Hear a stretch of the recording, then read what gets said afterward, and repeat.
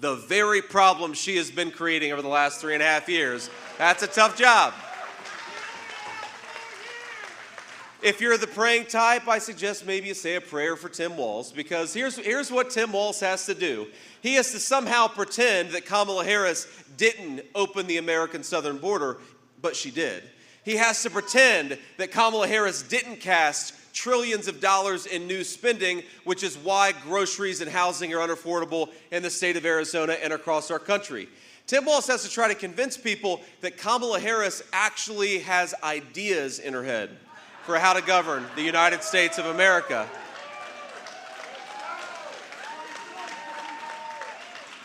And I think all of us with common sense, when we see Kamala Harris say things like on day one, she's going to tackle the affordability crisis affecting American families, a lot of us are saying, Kamala, day one was 1,400 days ago. What the hell have you been doing the whole time? Go do your job. Stop talking about how you're going to do your job. Now, I will say, in Kamala's defense, look at this. Look at me being bipartisan. I'm being nice to Tim Walz. I'm being nice to Kamala Harris. In Kamala's defense, I think that every time she does an interview, we gain about 100,000 votes. So Kamala, keep on doing those interviews, whether they're softballs or not. And I don't know if you've seen some of the softball interviews that she does, but the problem, I know we have some baseball fans in the room, right? We got some baseball fans. The problem with a softball interview is that you still got to be able to hit a softball. And I don't know if Kamala Harris could hit a T-ball based on what we've seen over the last couple of weeks.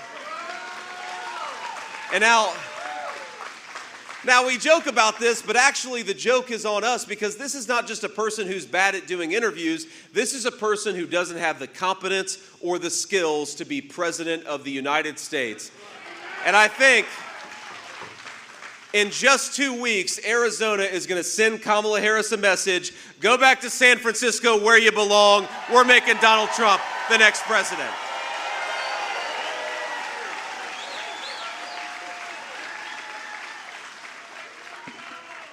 Now let's just talk about the economy for a little bit, and then I want to talk about the open border of Kamala Harris. Because of course in Tucson, we've got some of the biggest problems with the open border that we've had anywhere in our country. But think about how bad the inflation and affordability crisis has gotten under Kamala Harris's leadership. We've got average Arizona families are spending $1,000 more a month today to buy what they could have bought when Donald Trump was president. We've got Arizona families that are paying 55% more for housing and rent today than they were when Donald Trump was president. And we got a lot of Arizona families that are paying 25% higher prices for groceries than when Donald Trump was president. Now, this is because we departed from some very common sense economic principles, and I think it's important to compare the record and the plans of Donald Trump against Kamala Harris. Now, the biggest reason that we've got runaway affordability problems is because Kamala Harris has waged war on American energy. Think about this. If the truck driver who's bringing the groceries to the grocery store is paying 45% more for diesel, then all of us are paying more for groceries. If the truck driver who's delivering the lumber to the construction site is paying 50% more for gas, then all of us are paying more for housing. So Kamala Harris wants to wage war on American energy. Donald Trump's plan is very simple. Drill, baby, drill. Unleash American energy, and you'll lower prices for American consumers. Now, there's another thing that Kamala Harris, she's got her economic plan totally upside down. She'll say that she wants, and I've never seen a politician in my life, even the ones who want to raise taxes, they usually lie about it, right? Kamala Harris is going around bragging about the fact that she is going to undo the Trump tax cuts and raise taxes by millions and billions of dollars on working families. And then she wants to give money to foreign corporations that ship our jobs overseas. Well, isn't there something wrong with that? Here's the Donald Trump approach. We're going to lower taxes for working Americans, and we're going to penalize the companies that are shipping jobs overseas, not reward them.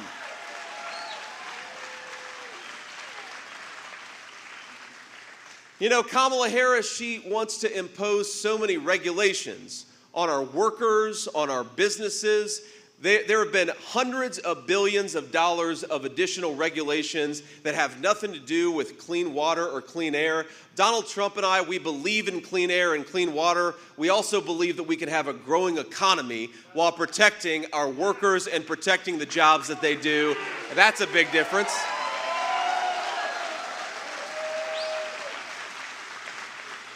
And perhaps the biggest difference of all is that Kamala Harris came into office bragging that she wanted to open the American southern border. She came into office bragging about undoing all of Donald Trump's border policies. You know what Donald Trump thinks we ought to do? Build that wall, finish that wall, and send illegal aliens back home, not to the United States of America.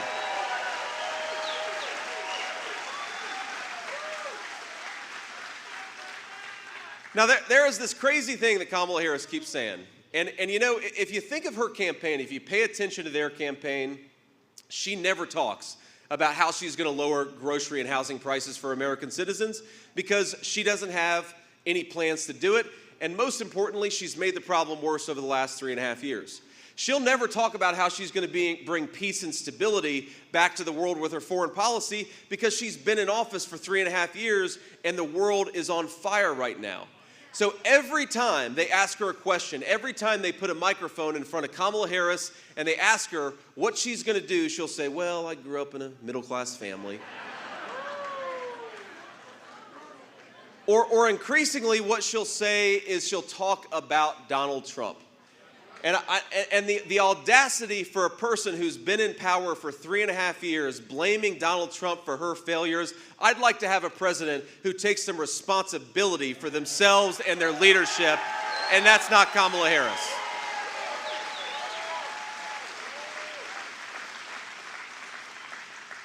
So I want to talk about something that hasn't gotten much news coverage, and it's connected to this border issue. And I want to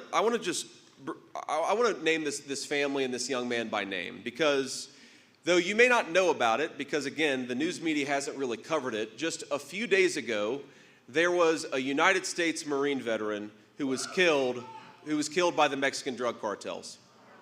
I'm dead serious. I want to tell you a little bit about this man because I just met his family.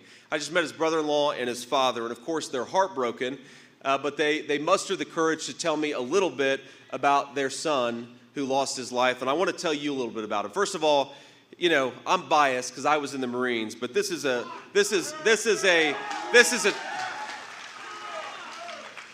tall, good-looking guy, one of our very best, and his name was Nicholas Douglas Quetz, and he was murdered. He was visiting somebody in Mexico. They were going to do some beach activities. He got stopped by the Mexican drug cartels, and he lost his life. And one of the things that we have to appreciate is that what the cartels are doing, my friends, it's not just affecting us north of the border, it's affecting everything north and south of the border. It's affecting a young Marine who wants to go visit a friend and spend some time on a beach. Because when we allow these cartels to get rich off of American suffering, then it destabilizes not just our communities, it destabilizes Mexico and the United States together. And yes, sometimes a lot of Mexican citizens are paying for that, but sometimes our own American citizens are paying the price for that too. Now here's what's additionally really disgraceful. This family lost their son I believe 4 days ago. Have they heard from a single elected official? Of course they haven't. Of course they haven't. Because we're led by incompetent people who don't give a damn about American citizens, and that's going to change when Donald Trump is the president of the United States.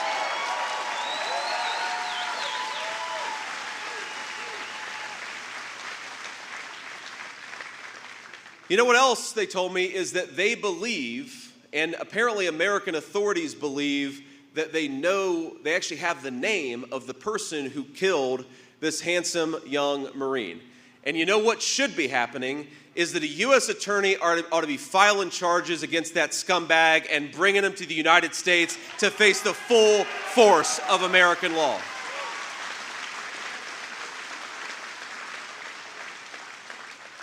So gentlemen, I hope to the family of Nicholas, I hope that by talking about this today, we brought some attention to what's going on. But here is my solemn promise to you while you've been ignored by your own government for the last 4 days in the midst of this unbelievable tragedy. I promise you, the cavalry is coming, and when Donald Trump is president, we're going to kick the cartel's asses, and we're going to do it for you and for every person in this room.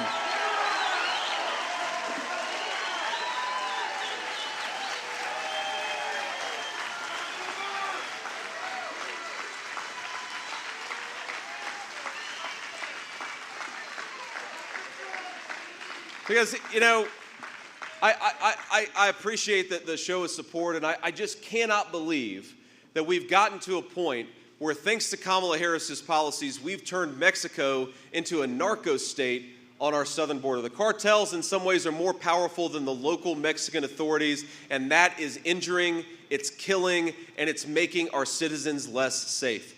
This has got to stop. You're sick of it, and I'm sick of it, and it's going to change. In 2 weeks, it's going to change.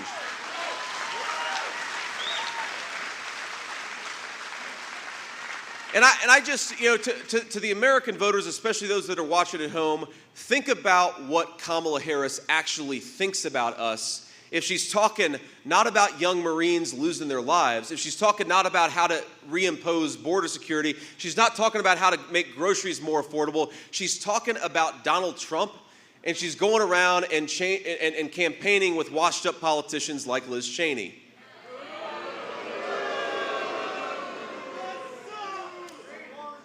She's betting on all of us being dumb. And you know what Donald Trump and I are betting on? We're betting on all of the American people being smart and patriotic and kicking Kamala Harris to the curb, which is exactly where she belongs.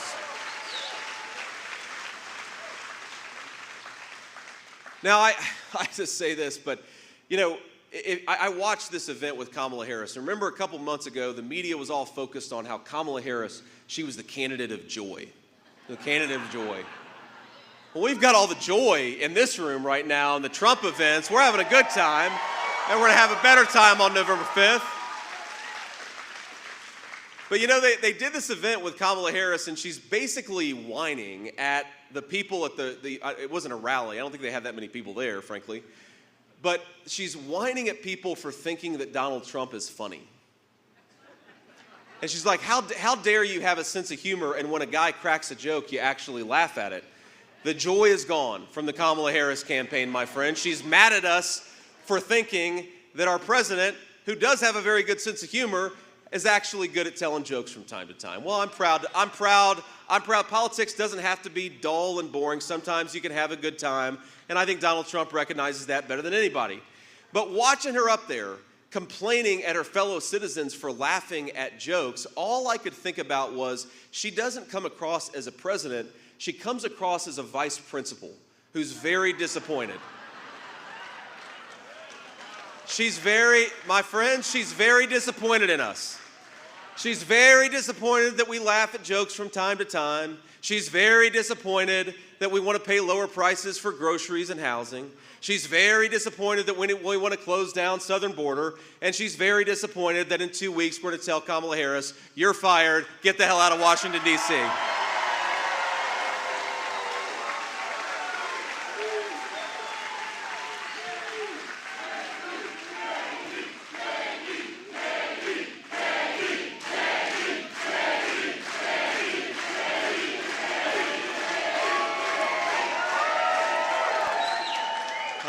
All right, okay. Now here's what we're gonna do. I'm gonna make one more point, and then I'm gonna take some questions from the reporters, and then we'll have to wrap up and hit the road. I think we're headed to Nevada today, and then we'll do some events there, and then we'll head back to the East Coast, where we'll be campaigning in Georgia, North Carolina, and then in the Midwest. So we're getting around, ladies and gentlemen. We're having a good time doing it. But the final message I want to leave you all with is we're going to win this race, but only if we get out there and vote. All of this politicking, all these rallies, all these media interviews, all the fun that we're having, it's not going to amount to anything unless we get our friends and family out there to the polls. And so I want to make 3 requests of you. Number 1, there's a website that we built called swampthevoteusa.com, and I'll repeat it, swampthevoteusa.com. You can check your registration. You can check how to get a mail-in ballot if that's what you want to do. You can check your polling location. You can check how to get involved in our efforts in these final 2 weeks to get out the vote and make sure that we actually win this race. Because if we all get out there and vote, we're going to win this race, and Donald Trump's going to be the President of the United States. That's a pretty damn good thing. Sorry. That's number one. Number one is swampthevoteusa.com. Number two, while I'm taking reporters or now, or you can do it, whatever makes sense, we'll be here for another 15 minutes or so. Take out your phone, take a photo of this rally, take a photo of yourself and your friends and your family, post it on social media, or text it to your friends and tell them why you're voting for Donald Trump for president. We're never going to have Kamala Harris and her corporate media allies tell the truth about this campaign or about this movement, but you know who can tell the truth? Every single person in this room, and if we tell the truth, we win. That's the second request I want to make of you. And the third request is I want every person in this room to get out there and vote 10 times. Now I can see some of you are like, we're in Tucson, not Maricopa County. We only vote once down here.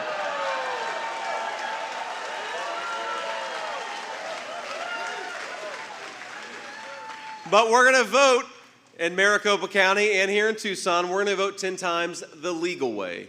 And that means taking yourself to the polls and get 9 of your friends and family. Get them to the polls, make sure they vote the right way, and that's how we take this country back. So, with that, I will say thank you, Arizona. Thank you for all your hard work. Let's get across the finish line and make Donald Trump the next president and take this country back. God love you. Thank you so much. We'll take some questions from reporters, but I'm so thrilled to be here.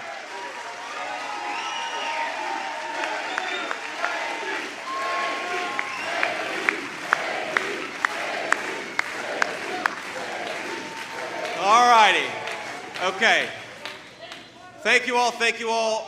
Let's start with the local reporters. We'll get to the national folks if we got a little time. Semper Fi. God bless you, sir. Hello, Senator Vance. My name's Renee Romo. I'm a reporter with 13 News here in Tucson. Thank you so much for taking questions. My question to you is just as you were talking about your ticket's economic plan, former President Donald Trump has said that he would impose high tariffs on Chinese goods. Sure. If he were to take office.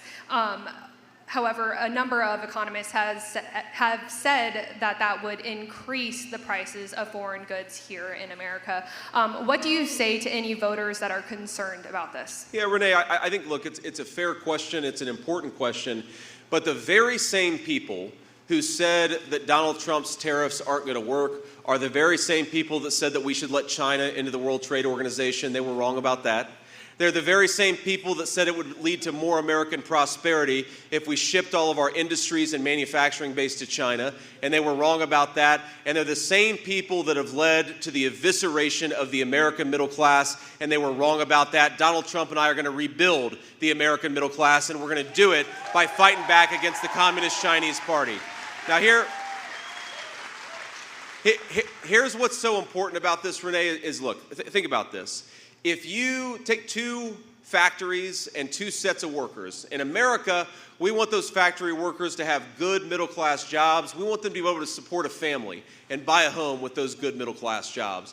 In China, they're willing to pay their people, sometimes literal slaves, $3 a day. And you ask yourself, well, if they're going to make it for $3 a day and we want to pay our people good middle-class wages, how do we fight back against it? And the way that we fight back against it is to say, if you want to bring that slave labor made crap back into our country, you're going to pay a big fat tariff, and that's how we're going to protect American businesses and American workers. And the one final point, the reason I don't put too much stock, and by the way, there are plenty of experts that think that Donald Trump's economic plan is the way to recreate prosperity in this country. I think Donald Trump is going to unleash a golden age of opportunity and the American dream in this country. We got to get there first, of course. But those same people, you know what the people who say they don't like Donald Trump's economic plans, they ignore the fact that Donald Trump put big fat tariffs on China during his first administration. And inflation was the lowest it had been in 40 years, and take-home pay was going up. So my response to people who criticize Donald Trump's economic plans is the proof is in the pudding. Are you better off than you were 4 years ago? Because I think for most Arizonans, they're saying no. So let's change directions. Let's go back to the policies that worked. Let's go back to Donald J. Trump's presidency. Thank you, ma'am.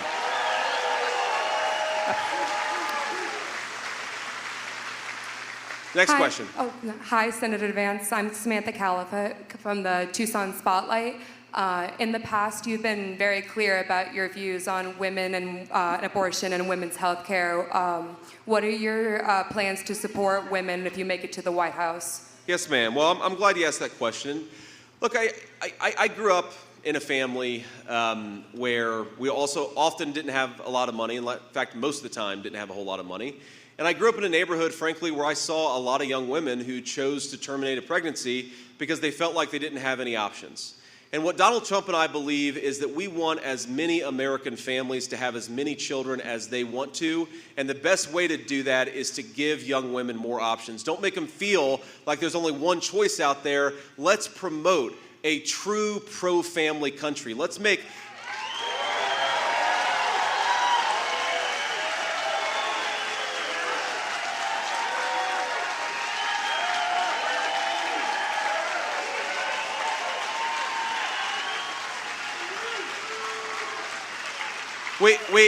We want to make, for folks who need it, we want to make fertility more accessible. For young families who go to the hospital, they have a beautiful baby and they come home to surprise medical bills, we need to cut that crap out.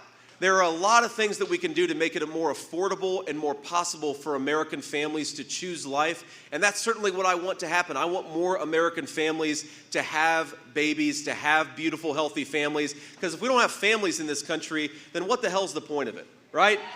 We want to raise our families in a healthy and prosperous country. And if you don't have children, you don't have the next generation. So Donald Trump and I are committed to being pro-family, pro-woman, pro-baby, and we're going to make it happen when we get back to the White House. Thank you, ma'am.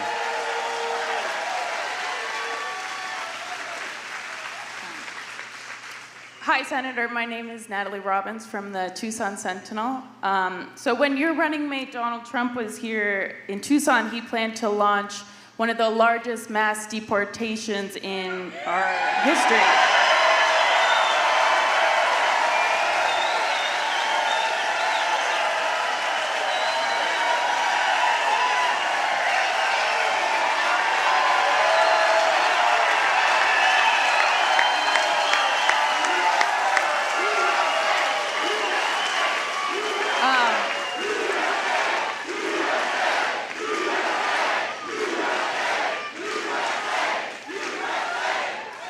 Senator, I'm curious if your campaign... Note to self, I'd like to have a drink of whatever you all had before you came to this rally, because we're having a good time. Ask your question, ma'am. Sorry. Senator, I'm curious if your administration plans to deport DACA recipients or childhood arrivals. Look, ma'am, I think that what we've said and what President Trump has said is that when you've got 25 million illegal aliens in this country, you've got to deport a lot of people or you don't have a border anymore. It's just that simple. Now, look, you also, of course, we got to focus on the most hardened criminals. Thanks to Kamala Harris's policies, we've got 425,000 violent criminal illegal aliens in this country right now. We mentioned the U.S. Marines. That's more than double the size of the United States Marine Corps. We got to get those people out of our country, and we've got to do it as quickly as humanly possible. But look, we also have to deport people, not just the bad people who came into our country, but people who violated the law coming into this country. We've got to be willing to deport them. And I think, by the way, of course, you can be humane about this, you can be compassionate about this, but I completely reject the argument that Kamala Harris's open border, which has led to 320,000 missing children, that has led to 11 and 12-year-old girls being sex trafficked by Mexican drug cartels. That is not compassionate. Having a border is compassionate for American citizens and for everybody else too.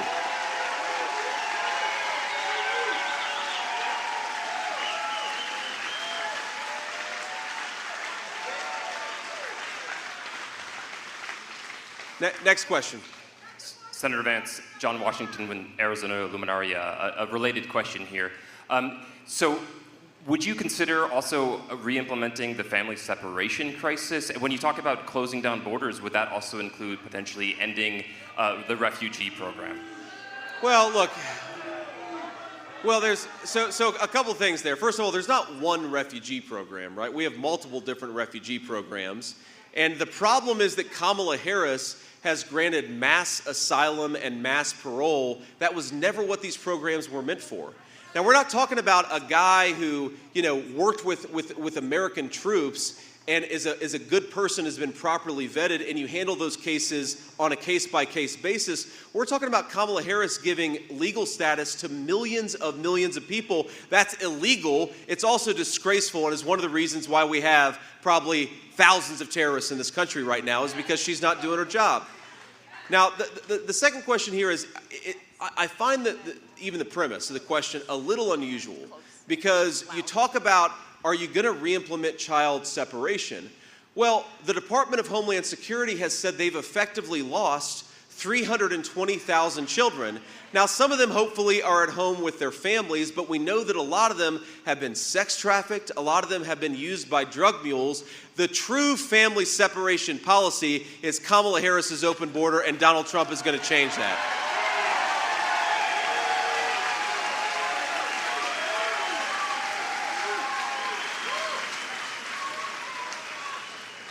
Next question.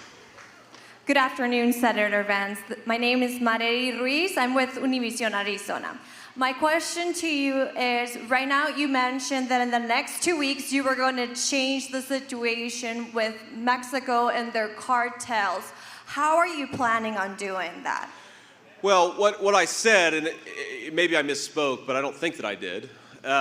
What I said is that over the next couple of weeks, we all need to work to apply pressure on the cartels who murdered this innocent young Marine, and try to put pressure on Kamala Harris to do something about it. Because for the next 2 weeks, she's the one in power. Donald Trump and I ultimately can't change anything.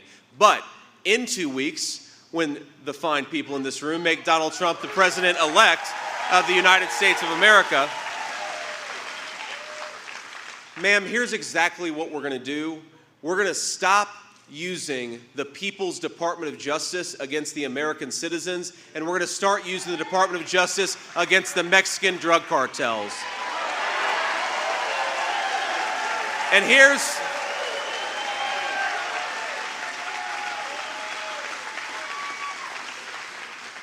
the other thing. I think we've got hundreds of thousands of very fine Marines, soldiers, sailors, and airmen who are pretty pissed off at the Mexican drug cartels. I think we'll send them to do battle with the Mexican drug cartels too.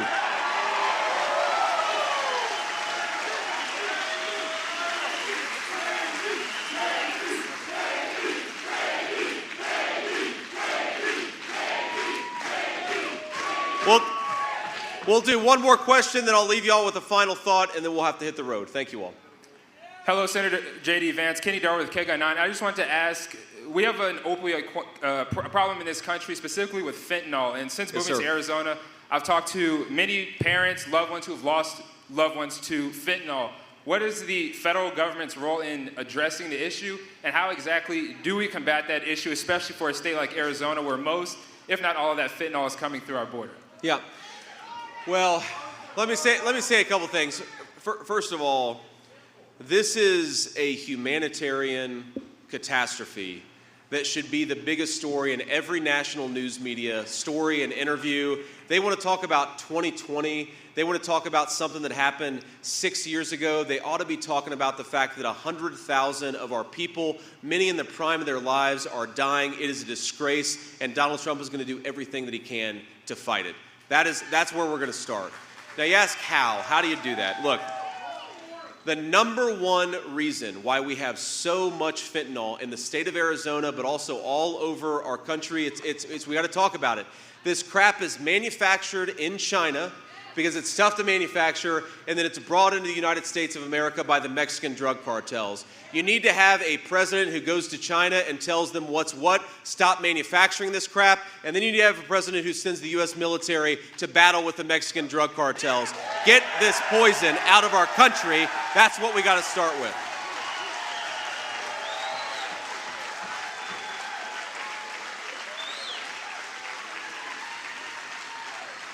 Now here's the second thing, and I know this very personally. Back home in Ohio, I know a lot of folks, especially a lot of folks engaged in Christian ministry, who are trying to help people in recovery take that first step out of addiction. Whether that's a detox facility where they get clean for 48 hours and they can go into bigger treatment, or whether that's setting up, Christian-based, religious-based ministries to deal with people and to help people who are dealing with addiction. We need to make it easier for folks in their communities to provide treatment to the people who need it. And unfortunately, right now, we've got a federal government that's making it harder on Christian ministry. We need to make it easier on everybody. Whether you're a Christian or not, if you want to help people, Donald Trump is going to be your friend in the Oval Office.